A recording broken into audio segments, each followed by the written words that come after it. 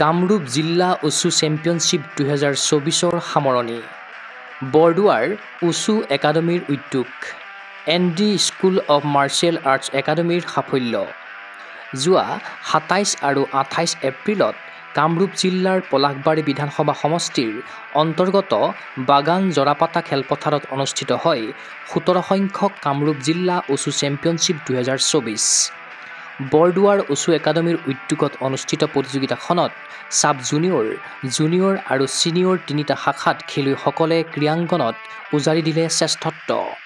এই প্ৰতিযোগিতাত অংশগ্ৰহণ কৰি সাফল্য অৰ্জন কৰিছে নৰ্থ কামৰূপ উচু একাডেমীৰ অধীনৰ ND school of martial arts একাডেমীৰ 3গৰাকী খেলুৱৈয়ে।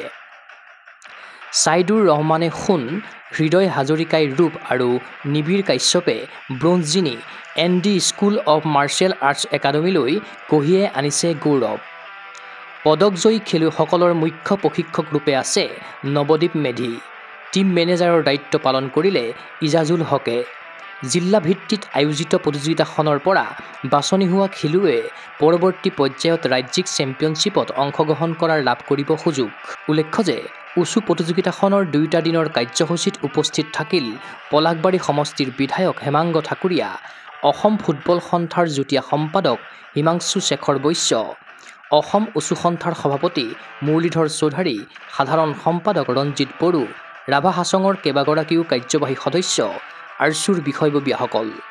ক্ৰীড়া অনুৰাগীৰ আশা ND school of martial arts একাডেমীৰ লগতে কামৰূপ জিলাৰ অন্তৰ্গত উচু খেলুৱৈৰ বিজয়মুখী যাত্ৰা হওক চিৰপ্ৰবাহমান।